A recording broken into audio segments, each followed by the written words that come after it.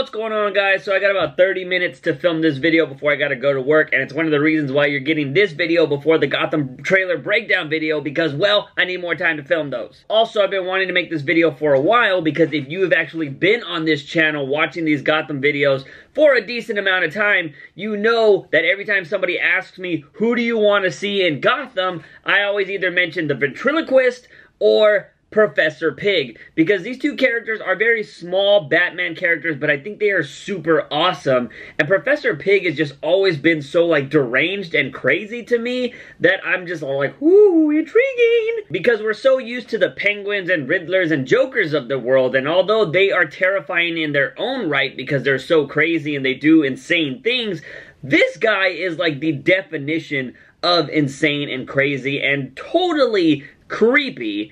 And that's why I think he would be perfect for Gotham, especially with their tone in this show and the way they do creepy things, like, you know, with the whole Jerome getting his face cut off thing. That is like Professor Pig's MO, and he's always doing weird shit like that. So when I heard that he's coming to Gotham in Season 4, I got really excited. But I'm not the only one that got excited for Professor Pig coming to Gotham, because, you know, that executive producer, John Stevens, you know, the guy that likes to start Harley Quinn rumors and then say that Harley Quinn's never gonna be in this show? Yeah, him! He had some few choice words to say about bringing Professor Pig into Gotham. For this year, we're bringing in one of my favorite newer villains. This might be the first time I'm saying this, because we're bringing in Professor Pig this year. And I've always loved Professor Pig because he's so demented and strange and gross and terrifying and funny. So this year, I was like, well, our show is pretty violent and graphic. How can it get more violent and graphic? I think Pig is, maybe because he's a newer character, feels more current to me in some ways. He doesn't have some of the baggage like a character from the 60s might have, where you have to, like, revitalize it in a way. Pig you can just bring in and he scares everybody. Which he totally is. I mean, the dude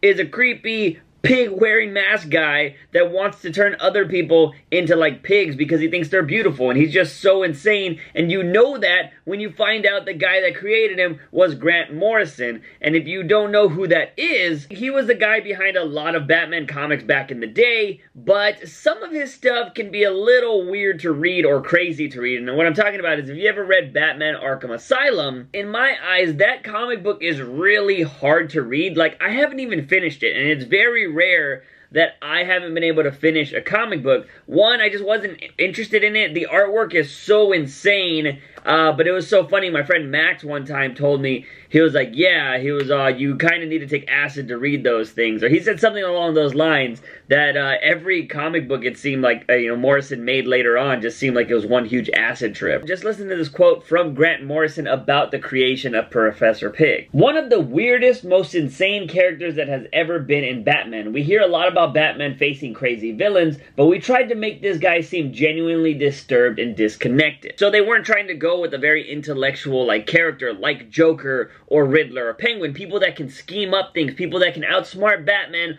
almost, and then, you know, be on par with him. No, they wanted to go with somebody that was genuinely crazy, someone that genuinely needed to be in Arkham Asylum because he was insane. The last bit of interesting information is Professor Pig premiered in Batman 666, so maybe Grant Morrison was all like, alright, it's the devil's issue, so we need to totally ramp things up, man. Okay, I don't know if Grant talks like that, but you know, whatever. Now, I know some of you out there are like, oh, well, technically, Professor Pig's already been in Gotham. Blah, blah, blah, blah, blah. Okay, you people need to stop, because I've been dealing with you for 3 years of all you just talking about Professor Pig's been in Gotham, he's been in Gotham already, blah, blah, blah, blah, blah, because you've been saying it since Season 1, and it's not Professor Pig. I've had to freaking shoot this rumor down, or this whole little theory, a million times. People think this guy was Professor Pig, which he totally wasn't. I believe he was in the Balloon Man episode, which was like the second or third episode of Season 1. It was just a guy in a pig mask. Was not Professor Pig. Then the second time was this pig person right here. Everybody's like, that's Professor Pig, that's Professor Pig. No, it wasn't. It just happened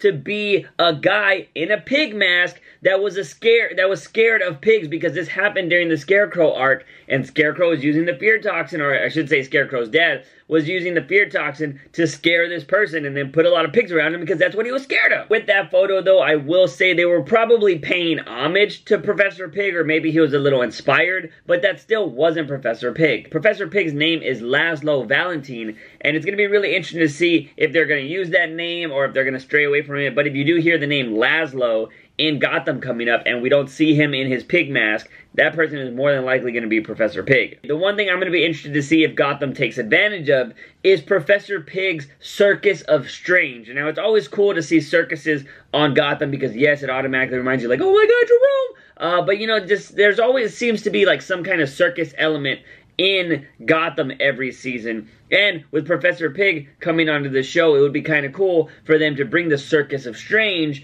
into, you know, Gotham, and then just have like a weird kind of creepy episode. Or maybe that's where they find out that he's starting to create, you know, kind of like pig people or making people perfect, as he says. I don't know if Gotham's going to go that far, but I do think they just bringing Professor Pig into this show is going to add like one of those creepy elements. And it could be, you know, he could be a serial killer, you know, he could just do, like, there's so many things you can do with Professor Pig's just weirdness and craziness. And Gotham loves shooting in those like dark, kind of like labby type tunnels and stuff like that. So it'd be really interesting to see what they're going to do with this character. I'm excited. And also, last thing I want to point out before I go is some people were tweeting me this photo right here that said, you know, hashtag Gotham Season 4, and it had a guy like all just draped in like a pig mask. I don't know if they're going to use that for Professor Pig. One, if you pay attention to the tweet that this came from, says in parentheses 2014, and also the calendar in the photo says December 2014. So I think this photo is really old. It could be from the first season. I don't think this is what Professor Pig's going to look like. I mean, it could if they just want to reuse that mask, but I think they'll probably go with more of the Batman Arkham games kind of mask where it's a half, like he's wearing it and he can take it off and on. Or maybe they'll be really creepy and use the full pig mask. I don't know. Either way, I think they're going to make him as creepy as possible. Anyways, guys, I want to know your thoughts on Professor Pig coming to Gotham this season. Let me know in the comment sections down below. Guys and gals, don't forget, if you ever want to support this channel, you can check out the Patreon like these awesome people did, or you can do the OG thing and give this video a like and share it with all of your Gotham buddies. Don't forget to hit that subscribe button for all things nerdy and geeky on this channel. As always, I'm your host, JUICEbox. Remember, when you wake up in the morning, ask yourself something. Have I have a daily dose of juice? See you guys next time. Bye.